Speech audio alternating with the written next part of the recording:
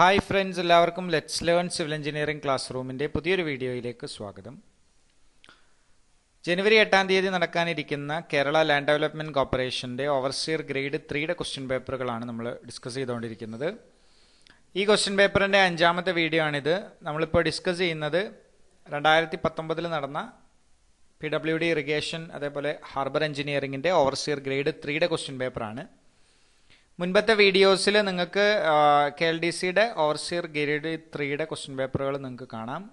എല്ലാവരും വീഡിയോസ് കാണുക. അതേപോലെ തന്നെ നമ്മൾ ഇന്നത്തെ ക്വസ്റ്റ്യൻസിലോട്ട് കിടക്കുന്നതിന് മുമ്പ് എല്ലാവരും ഈ ചാനൽ സബ്സ്ക്രൈബ് ചെയ്യുക. ഇതുപോലത്തെ വീഡിയോസിൻ്റെ നോട്ടിഫിക്കേഷൻ ലഭിക്കാൻ വേണ്ടിയിട്ട് ബെൽ ബട്ടൺ ക്ലിക്ക് ചെയ്യുക. അപ്പം നമുക്ക് ഇന്നത്തെ ഒന്നാമത്തെ ക്വസ്റ്റ്യൻ ഏതാണെന്ന് നോക്കാം. A temporary structure constructed to support workmen materials etcetera is. ഒരു വർക്ക്മെന്നിനെയും അതേപോലെ തന്നെ മെറ്റീരിയൽസിനെയും സപ്പോർട്ട് ചെയ്യാൻ വേണ്ടി നമ്മൾ പ്രൊവൈഡ് ചെയ്യുന്ന ടെമ്പററി സ്ട്രക്ചറിന് പറയുന്ന പേരെന്താണ് എന്നുള്ളതാണ് ചോദ്യം. അപ്പോൾ ഇവിടെ ക്വസ്റ്റ്യനിൽ നമുക്കറിയാം, ഇവിടെ ഓപ്ഷനിൽ തന്നിട്ടുള്ള എല്ലാതും എന്താണ്, സപ്പോർട്ട് ചെയ്യാൻ വേണ്ടി ഉപയോഗിക്കുന്ന മെത്തേഡുകളാണ്. ഓക്കെ, എന്തിനെ സപ്പോർട്ട് ചെയ്യുന്നു? സ്കഫോൾഡിംഗ് ആണ് എന്ത് ചെയ്യുന്നത്, വർക്ക്മെനെയും മെറ്റീരിയലിനെയും സപ്പോർട്ട് ചെയ്യുന്നത്. അപ്പോൾ ഒരു പണിയെടുക്കാൻ വേണ്ടിയിട്ട്, നമുക്കൊരു ചുമരിൽ ഒരു പണിയെടുക്കാൻ വേണ്ടിയിട്ടോ അല്ലെങ്കിൽ ഹൈറ്റ് കൂടിയ ഒരു സ്ഥലത്ത് നമുക്ക് പണിയെടുക്കാൻ വേണ്ടി, പെയിൻറ്റിങ്ങിന് വേണ്ടിയിട്ട് ഒക്കെ നമ്മൾ എന്ത് ചെയ്യാറുണ്ട്, സ്കഫോൾഡിങ് ഉപയോഗിക്കാറുണ്ട്. അപ്പോൾ വർക്ക്മെനെയും മെറ്റീരിയലിനെയും വെക്കുക എന്നുള്ള ഉദ്ദേശം, അതിനെ സപ്പോർട്ട് ചെയ്യുക എന്നുള്ള ഉദ്ദേശത്തിലാണ് സ്കഫോൾഡിങ് നമ്മൾ കൺസ്ട്രക്ട് ചെയ്യുന്നത്. അപ്പോൾ എന്താണ് ഈ ഷോറിങ്? ഷോറിങ് എന്ന് പറഞ്ഞാൽ ടെമ്പററി ആയിട്ട് നമ്മൾ ഒരു സ്ട്രക്ചറിനെ സപ്പോർട്ട് ചെയ്ത് നിർത്തുന്ന ആ ഒരു പ്രോസസ്സിനെയാണ് നമ്മൾ ഷോറിങ് എന്ന് പറയുക. അപ്പോൾ ഒരു temporary structure constructed to support and unsafe structure, unsafe ആയിട്ടുള്ള സ്ട്രക്ചറിനെ തൽക്കാലത്തേക്ക് സപ്പോർട്ട് ചെയ്ത് നിർത്താൻ വേണ്ടി പ്രൊവൈഡ് ചെയ്യുന്നതാണ് ഷോറിങ്. ഇനി വാട്ട് ഈസ് അണ്ടർപിന്നിങ്? അണ്ടർപിന്നിങ് എന്ന് പറഞ്ഞാൽ എക്സിസ്റ്റിംഗ് ആയിട്ടുള്ള ഒരു ഫൗണ്ടേഷൻ വീക്ക് ആണെങ്കിൽ ആ ഫൗണ്ടേഷനെ സ്ട്രെങ്തൻ ചെയ്യുന്ന ഒരു പ്രോസസ്സാണ് അണ്ടർപിന്നിങ് എന്നുള്ളത്. അതായത് എക്സിസ്റ്റിംഗ് ഫൗണ്ടേഷനെ സ്ട്രെങ്തൻ ചെയ്യാൻ വേണ്ടിയിട്ടാണ് അണ്ടർപിന്നിങ് ഉപയോഗിക്കുക. ഇനി വാട്ട് ഈസ് ടിമ്പറിങ്? ടിമ്പറിങ് എന്ന് പറഞ്ഞാൽ ഇതേപോലെ തന്നെ ഒരു ടെമ്പററി സ്ട്രക്ചറാണ്. ഒരു അൺസേഫ് ആയിട്ടുള്ള എന്താണ്, ഒരു ട്രെഞ്ചൊക്കെ എടുക്കുകയാണെന്നുണ്ടെങ്കിൽ ട്രെഞ്ചിൻ്റെ ഒരു സൈഡ് വളരെ വീക്കാണ് എന്നുണ്ടെങ്കിൽ നമ്മൾ ആ ഭാഗമൊക്കെ എന്ത് ചെയ്യും, ടിമ്പർ ചെയ്ത് നിർത്തും, അല്ലെങ്കിൽ സ്ട്രട്ടിങ് എന്നൊക്കെ പറയും, ഇങ്ങനെ താങ്ങി നിർത്തും. അത് വേണമെങ്കിൽ നമുക്കൊരു ടൈപ്പ് ഓഫ് ഷോറിങ് ആണ് എന്ന് വേണമെങ്കിൽ പറയാം, ടിമ്പറിങ്. ഇനി അടുത്ത ക്വസ്റ്റ്യൻ നോക്കാം. The minimum head room provided four A stair is. ഒരു സ്റ്റെയറിന് ആവശ്യമായിട്ടുള്ള മിനിമം ഹെഡ് റൂം എത്രയാണ് എന്നുള്ളതാണ് ചോദ്യം. ഇതിൻ്റെ ആൻസർ ഇതിൽ 2.10 മീറ്റർ ആണ്. ഇപ്പോൾ പുതുതായിട്ട് റിവിഷൻ വന്നിട്ടുള്ള കേരള പഞ്ചായത്ത് ബിൽഡിംഗ് റൂൾ അതേപോലെ തന്നെ കേരള മുനിസിപ്പാലിറ്റി ബിൽഡിംഗ് റൂളിൽ മിനിമം ഹെഡ് റൂം പറയുന്നത് 2.2 മീറ്റർ ആണ്. അപ്പോൾ ഇവിടെ കൺഫ്യൂഷൻ ഉണ്ടാവേണ്ട കാര്യമല്ല, കാരണം മുൻപ് നമ്മൾ പഠിച്ചിട്ടുള്ള മിനിമം ഹെഡ് റൂം എന്ന് പറയുന്നത് 2.1 മീറ്റർ ആണ്. ഇവിടെ ഓപ്ഷനിൽ 2.2 മീറ്റർ എന്ന് പറഞ്ഞൊരു ഓപ്ഷൻ ഇല്ല. ഇപ്പോൾ പുതുതായിട്ട് ചോദിക്കുന്ന ചോദ്യങ്ങളിൽ നമുക്ക് ഹെഡ് റൂം ചോദിക്കുകയാണെങ്കിൽ 2.2 ആണ് ആൻസർ വരിക. അങ്ങനെ ഒരു ഓപ്ഷൻ ഉണ്ടെങ്കിൽ, ഇല്ല എന്നുണ്ടെങ്കിൽ 2.1 മീറ്റർ തന്നെ എന്ത് ചെയ്യുക, ഹെഡ് റൂം കണക്കാക്കാം.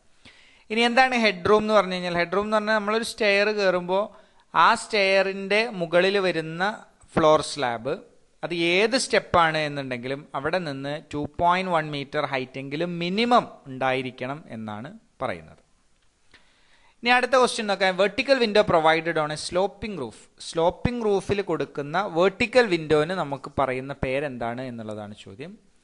ഇതിന് നമ്മൾ ഡോർമർ വിൻഡോ എന്നാണ് പറയുക, അല്ലേ? Dormer window.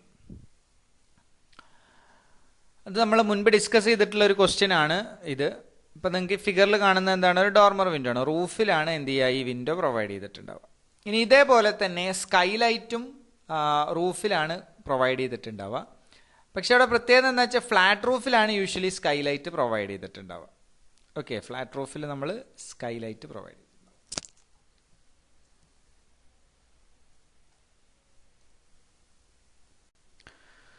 ഓക്കെ, അപ്പോൾ സ്കൈലൈറ്റ് വിൻഡോ എന്ന് പറഞ്ഞു കഴിഞ്ഞാൽ നമ്മൾ കൊടുക്കുന്ന ഒരു റൂഫ് സ്ലാബിൽ കൊടുക്കുന്ന ഒരു വിൻഡോ ആണ് സ്കൈലൈറ്റ് വിൻഡോ. കാരണം കൂടുതലായിട്ട് ലൈറ്റ് കിട്ടാൻ വേണ്ടിയിട്ടാണ് നമ്മൾ സ്കൈലൈറ്റ് വിൻഡോസ് ഉപയോഗിക്കുന്നത്. ഇതേപോലെ തന്നെ ഫ്ലാറ്റ് റൂഫിൽ നമ്മൾ കൊടുക്കുന്ന സ്ലോപ്പിംഗ് ആയിട്ടുള്ള റൂഫാണ് ലാൻറ്റേൺ വിൻഡോ എന്നുള്ളത്. ഓക്കെ, അതേപോലെ ബേ വിൻഡോ നോക്കുക. ബേ വിൻഡോ എന്ന് പറഞ്ഞു കഴിഞ്ഞാൽ നമ്മുടെ വാൾ ഫേസിൽ നിന്ന് കുറച്ച് പ്രൊജക്റ്റ് ചെയ്ത് പുറത്തോട്ട് നിൽക്കുന്ന വിൻഡോ ആണ് ബേ വിൻഡോ. ദെൻ ക്ലെറസ്റ്റോറി വിൻഡോ എന്ന് പറഞ്ഞു കഴിഞ്ഞാൽ നമ്മൾ സാധാരണ ഈ ലീൻ ടു റൂഫൊക്കെ കൊടുക്കുന്നതിന് മുകൾ ഭാഗത്തായിട്ട് കൊടുക്കുന്ന വിൻഡോ ആണ് ക്ലാരസ്റ്റോറി വിൻഡോ. ഓക്കെ, ഇനി അടുത്ത ക്വസ്റ്റ്യൻ നോക്കാം. Foundation which covers the entire area beneath A structure. ഒരു സ്ട്രക്ചറിന്റെ താഴ്ഭാഗത്ത് മുഴുവനായിട്ട് ഫൗണ്ടേഷൻ പ്രൊവൈഡ് ചെയ്തിട്ടുണ്ടെങ്കിൽ അങ്ങനത്തെ ഫൗണ്ടേഷനെയാണ് നമ്മൾ മാറ്റ് ഫൗണ്ടേഷൻ അല്ലെങ്കിൽ റാഫ്റ്റ് ഫൗണ്ടേഷൻ എന്ന് പറയുന്നത്. റാഫ് അല്ല, റാഫ്റ്റ് ഫൗണ്ടേഷൻ എന്ന് പറയുന്നത്. അപ്പോൾ ഒരു ബിൽഡിങ്ങിന്റെ എവിടെയാണ് ഈ റാഫ്റ്റ് ഫൗണ്ടേഷൻ കൊടുക്കുക? കൂടുതലായിട്ടും ബെയറിംഗ് കപ്പാസിറ്റി കുറവുള്ള സ്ഥലങ്ങളിൽ, അതായത് മണ്ണ് വളരെ ലൂസായിട്ടുള്ള, തീരെ ബെയറിംഗ് കപ്പാസിറ്റി ത്രൂ ഔട്ട് ആയിട്ട് കിട്ടാത്ത ഒരു ഏരിയാസിലാണ് നമ്മൾ എന്ത് ചെയ്യുന്നത്? റാഫ്റ്റ് ഫൗണ്ടേഷൻ അല്ലെങ്കിൽ മാറ്റ് ഫൗണ്ടേഷൻ പ്രൊവൈഡ് ചെയ്യുന്നത്. എന്നാൽ pile foundation, well foundation and pier foundation, ഇത് മൂന്നും എന്താണ്? ഒരു ഡീപ്പ് ഫൗണ്ടേഷനുകളാണ്. അത് വലിയ വലിയ സ്ട്രക്ചേഴ്സിന്, എസ്പെഷ്യലി വെൽ ഫൗണ്ടേഷൻ എന്നൊക്കെ പറഞ്ഞു കഴിഞ്ഞാൽ വാട്ടറിൽ നിൽക്കുന്ന സ്ട്രക്ചേഴ്സിനാണ് കൂടുതൽ വെൽ ഫൗണ്ടേഷൻ കൊടുക്കുക. പൈലും പിയറൊക്കെ നമ്മൾ മാസ്സായിട്ടുള്ള ലോഡ് എടുക്കണം എന്നുണ്ടെങ്കിൽ, അല്ലെങ്കിൽ ടോപ്പ് സോയിൽ വളരെ ലൂസായിട്ട് ഹാർഡ് സ്ട്രാറ്റത്തിലേക്ക് നമ്മളുടെ ലോഡിനെ എത്തിക്കണം എന്നുണ്ടെങ്കിൽ അവിടെ നമ്മൾ പൈൽ ഫൗണ്ടേഷനും അതേപോലെ തന്നെ പിയർ ഫൗണ്ടേഷനൊക്കെ പ്രൊവൈഡ് ചെയ്യും. ഇനി അടുത്ത ക്വസ്റ്റ്യൻ നോക്കാം.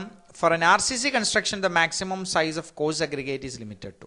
ആർ സി സി കൺസ്ട്രക്ഷനിൽ എത്രയാണ് കോഴ്സ് അഗ്രിഗേറ്റിന്റെ മാക്സിമം സൈസ് എന്നുള്ളതാണ് ചോദ്യം. ഇതിന്റെ ആൻസർ 20 mm ആണ്. നമുക്കറിയാം റീഇൻഫോഴ്സ്ഡ് സിമെന്റ് കോൺക്രീറ്റ് എന്ന് പറഞ്ഞു കഴിഞ്ഞാൽ അതിൽ റീഇൻഫോഴ്സ്മെന്റ് ഉണ്ടാവും. അപ്പോൾ വലിയ സൈസുള്ള കല്ലുകൾ എന്ത് ചെയ്യാൻ പറ്റില്ല, അവിടെ ഉപയോഗിക്കാൻ കഴിയില്ല. അതിൻ്റെ ഉള്ളിലോട്ടൊക്കെ ഇറങ്ങിപ്പോകണം എന്നുണ്ടെങ്കിൽ വലിയ സൈസിലുള്ള കല്ലുകൾ ഉപയോഗിക്കാൻ കഴിയില്ല. അതുകൊണ്ടാണ് നമ്മൾ 20 mm സൈസുള്ള കോഴ്സ് അഗ്രിഗേറ്റ് മാത്രം ആർ സി സി കൺസ്ട്രക്ഷന് വേണ്ടിയിട്ട് ഉപയോഗിക്കുന്നത്. ഓക്കെ, ഇനി മാക്സിമം വേണമെങ്കിൽ ഒരു 25 mm വരെയൊക്കെ പോകാം. എന്നാലും അതിൻ്റെ മുകളിലേക്ക് എന്ത് ചെയ്യില്ല, ഇതിൻ്റെ സൈസ് ഇൻക്രീസ് ചെയ്യില്ല. ഇനി അടുത്ത ക്വസ്റ്റ്യൻ നോക്കാം. The wooden queen post truss is suitable for span varying. ഒരു ക്യൂൻ പോസ്റ്റ് ട്രസ്സിന്റെ സ്പാൻ എത്രയാണ് എന്നുള്ളതാണ് ചോദ്യം. ആൻസർ 8 to 12 ആണ്. 8 മുതൽ 12 വരെയാണ് എന്നുണ്ടെങ്കിൽ അത് ക്യൂൻ പോസ്റ്റ് ആണ്. കിങ് ആണ് എന്നുണ്ടെങ്കിൽ ഇത്രയും സ്പാൻ അതിന് കിട്ടില്ല. അപ്പൊ നമ്മൾ ക്യൂൻ പോസ്റ്റ് ട്രസ്സുകൾ ഉപയോഗിക്കുന്നത് അതിന്റെ സ്പാന് 8 to 12 ആവുമ്പോഴാണ്. എന്നാൽ കിങ് പോസ്റ്റ് ആണെങ്കിൽ 5 to 8 മീറ്ററോ അല്ലെങ്കിൽ 6 to 9 മീറ്ററോ ഒക്കെയാണ് നമ്മളുടെ കിങ് പോസ്റ്റ് ട്രസ്സിന്റെ സ്പാൻ ഉണ്ടാവുക. എന്നാൽ ഇതിനേക്കാളും സ്പാൻ കൂടിയിട്ടുള്ള ഒരുപാട് ട്രസ്സുകളുണ്ട്. അതിൽ ഒന്നാണ് mansard truss. Mansard truss 18 metre വരെ അതിന് സ്പാന് പ്രൊവൈഡ് ചെയ്യും. അതൊരു കിങ് പോസ്റ്റിന്റെയും അതേപോലെ തന്നെ ക്യൂൻ പോസ്റ്റിന്റെയും കോമ്പിനേഷനാണ് മൻസാർഡ് ട്രസ് എന്നുള്ളത്. അതിൻ്റെ മുകൾ ഭാഗം മച്ചായിട്ടൊക്കെ ലോഫ്റ്റ് ആയിട്ടൊക്കെ നമുക്ക് ഉപയോഗിക്കാൻ പറ്റുന്ന ഒരു ടൈപ്പ് ഓഫ് റൂഫാണ് മൻസാർഡ് റൂഫ് എന്നുള്ളത്, മൻസാർഡ് ട്രസ് എന്നുള്ളത്. ഇനി അടുത്ത ക്വസ്റ്റ്യൻ നോക്കാം. A full brick which is laid with its length perpendicular to the face of the wall. Wall ഫേസിന് പെർപെൻഡിക്കുലർ ആയിട്ട് ഒരു ബ്രിക്കിന്റെ ലെങ്ത് വെച്ചിട്ടുണ്ടെങ്കിൽ, വാൾ ഫേസിന് പെർപെൻഡിക്കുലർ ആയിട്ടാണ് ബ്രിക്കിന്റെ ലെങ്ത് വെച്ചിട്ടുള്ളത്. ഓക്കെ, വാൾ ഫേസ് എങ്ങനെയാണോ അതിന് പെർപെൻഡിക്കുലർ ആയിട്ട് ബ്രിക്കിന്റെ ലെങ്ത് വെച്ചിട്ടുണ്ടെങ്കിൽ അതിന് നമ്മൾ എന്താണ് പറയുക എന്നുള്ളതാണ്. അതിന് നമ്മൾ ഹെഡർ എന്നാണ് പറയുക, അല്ലേ? അപ്പം നമുക്കറിയാം ഹെഡർ എന്ന് പറഞ്ഞു കഴിഞ്ഞാൽ അതൊരു ടൈപ്പ് ഓഫ് ബ്രിക്ക് അല്ല, മറിച്ച് ഒരു ബ്രിക്കിനെ ഒരു പ്രത്യേക രീതിയിൽ ലേ ചെയ്യുമ്പോഴാണ് ഹെഡർ ആകുന്നത്. അപ്പോൾ ബ്രിക്കിനെ നമ്മൾ വാൾ ഫേസിന് പെർപെൻഡിക്കുലർ ആക്കിയിട്ടാണ് വെക്കുന്നതെങ്കിൽ നമുക്ക് കിട്ടുന്ന വ്യൂ എന്ന് പറയുന്ന 10x10 സെന്റിമീറ്റർ ആണ്. ആ 10x10 സെന്റിമീറ്ററിൽ നമ്മൾ കാണുന്ന ആ ഒരു ഭാഗത്തിനെയാണ് നമ്മൾ ഹെഡർ എന്ന് പറയാം. എന്നാൽ ഇത് തന്നെ വാൾ ഫേസിന് പാരലൽ ആയിട്ടാണ് അതിന്റെ ലെങ്ത് വെച്ചിട്ടുണ്ടെങ്കിൽ അതിനെ നമ്മൾ സ്ട്രെച്ചർ എന്ന് പറയും. ഓക്കെ, ഇനി വാട്ട് ഈസ് ഫേസിങ്? ഫേസിംഗ് എന്ന് പറഞ്ഞാൽ നമ്മൾ നോക്കുമ്പോൾ കാണുന്നത് അല്ലെങ്കിൽ അതിന്റെ ഫ്രണ്ട് ഭാഗത്തിനാണ് ഫേസിംഗ് എന്ന് പറയുക. ക്യൂൻ ക്ലോസർ എന്ന് പറഞ്ഞു കഴിഞ്ഞാൽ ലെങ്ത്തിന് അക്രോസ് ആയിട്ട് ലെങ്ത് വൈസിൽ കട്ട് ചെയ്തിട്ടുള്ള ബ്രിക്ക്, അതിനെയാണ് ക്യൂൻ ക്ലോസർ എന്ന് പറയുന്നത്. കിങ് ക്ലോസർ എന്ന് പറഞ്ഞു കഴിഞ്ഞാൽ ഒരു ബ്രിക്കിന്റെ ഒരു സ്പ്ലേഡ് ബ്രിക്കാണ് ശരിക്കും കിങ് ക്ലോസർ എന്ന് പറഞ്ഞാൽ. ഒരു വിഡ്ത്തിന്റെ സെന്റർ മുതൽ അതിന്റെ ലെങ്ത്തിന്റെ സെന്റർ വരെ കട്ട് ചെയ്തെടുക്കുന്ന ആ ട്രയാങ്കുലർ റീജിയൻ റിമൂവ് ചെയ്ത് കഴിഞ്ഞാൽ നമുക്ക് കിട്ടുന്നത് എന്താണ്? കിങ് ക്ലോസർ ആണ്. ഇനി അടുത്ത question, the part of a building constructed below the ground level. Ground ലെവലിന് താഴെയായിട്ട് കൺസ്ട്രക്ട് ചെയ്യുന്ന ഭാഗത്തിന് എന്താണ് നമ്മൾ പറയുക എന്നുള്ളതാണ് ചോദ്യം. കൺസ്ട്രക്ഷൻ നടത്തുമ്പോൾ അതിൽ ഗ്രൗണ്ട് ലെവലിന്റെ താഴെയാണ് ബിൽഡിങ്ങിന്റെ പാർട്ട് എന്നുണ്ടെങ്കിൽ അതിന് നമ്മൾ സബ്സ്ട്രക്ചർ എന്ന് പറയും.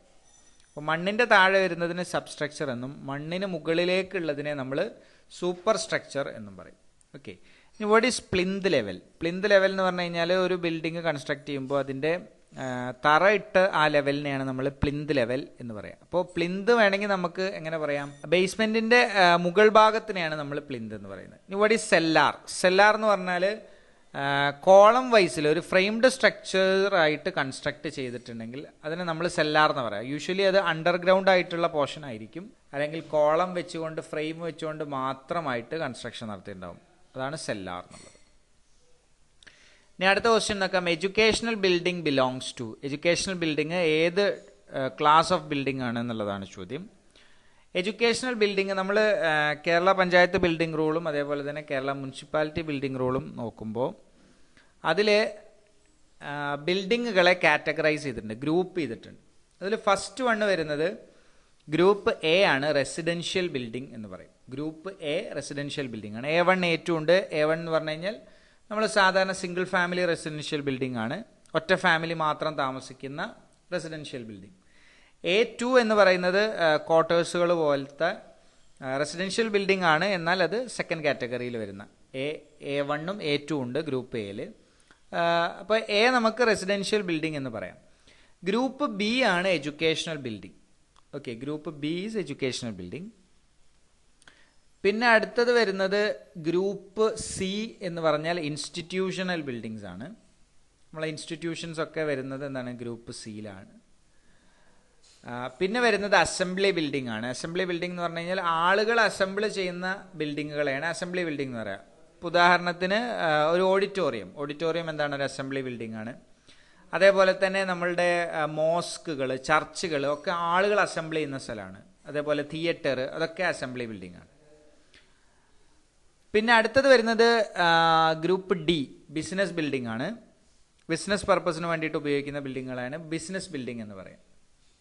അടുത്തത് മെർക്കൻറ്റൈൽ ബിൽഡിംഗ് എന്ന് പറയും. ഡി കഴിഞ്ഞ് ഇ എന്താണ്, മെർക്കൻറ്റൈൽ ആണ്. മെർക്കൻറ്റൈൽ എന്ന് പറഞ്ഞാൽ വാണിജ്യ ആവശ്യങ്ങൾക്ക് വേണ്ടിയിട്ട് ഉപയോഗിക്കുന്ന ബിൽഡിങ്ങുകളെയാണ് മെർക്കൻറ്റൈൽ ബിൽഡിംഗ് എന്ന് പറയാം. പിന്നെ അടുത്തതായിട്ട് വരുന്നത് ഇൻഡസ്ട്രിയൽ ബിൽഡിംഗ് ആണ്. ഇൻഡസ്ട്രിയൽ ബിൽഡിംഗ് G1ഉം G2 ഉണ്ട്. അതായത് ചെറിയ രീതിയിൽ മാത്രം ചെറിയ ഇൻഡസ്ട്രികളൊക്കെ G1ലും വലിയ ഇൻഡസ്ട്രികൾ G2യിലുമാണ് വരുന്നത്. അപ്പോൾ G എന്നുള്ളത് ഇൻഡസ്ട്രിയൽ ബിൽഡിംഗ് ആണ്. പിന്നെ അടുത്തത് സ്റ്റോറേജ് ബിൽഡിംഗ്. നമ്മളുടെ ഗോഡൗണുകളൊക്കെ വരുന്നത് എന്താണ്, സ്റ്റോറേജ് ബിൽഡിങ്ങിലാണ്. Storage building class group H ആണ്. ഓക്കെ, അപ്പോൾ പ്രത്യേകം ശ്രദ്ധിക്കേണ്ടത് H ഹസാർഡസ് ബിൽഡിംഗ് അല്ല. H എന്നുള്ളത് ഹസാർഡസിനെ ഇൻഡിക്കേറ്റ് ചെയ്യുന്നു എന്ന് വിചാരിച്ചു വെക്കരുത്. H ശരിക്കും സ്റ്റോറേജ് ബിൽഡിംഗ് ആണ്. ഓക്കെ, I എന്ന് പറഞ്ഞ കാറ്റഗറിയാണ് ഹസാർഡസ് ബിൽഡിംഗ്. ഹസാർഡസ് ആയിട്ടുള്ള മെറ്റീരിയൽസ് ഉണ്ടാക്കുന്ന അല്ലെങ്കിൽ അത് സ്റ്റോർ ചെയ്യുന്ന ബിൽഡിങ്ങുകളൊക്കെ ഹസാർഡസ് ബിൽഡിങ്ങിലാണ് ഇൻക്ലൂഡ് ചെയ്യുക. പെട്രോളിയം ഒക്കെ എന്താണ്, ഹസാർഡസ് ആണ്.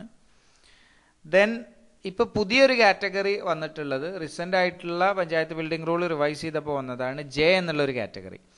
J എന്നുള്ള കാറ്റഗറി മൾട്ടിപ്ലെക്സ് ആണ്. മൾട്ടിപ്ലെക്സ് ബിൽഡിങ്ങുകൾക്ക് മാത്രമായിട്ട് അല്ലെങ്കിൽ മൾട്ടിപ്ലെക്സ് കോംപ്ലക്സുകൾക്ക് വേണ്ടി മാത്രമായിട്ടുള്ള ഒരു കാറ്റഗറിയാണ് ഗ്രൂപ്പ് J എന്നുള്ളത്. ഓക്കെ, ഇനി ലാസ്റ്റ് ക്വസ്റ്റ്യൻ നോക്കാം. The painting constant for panelled door.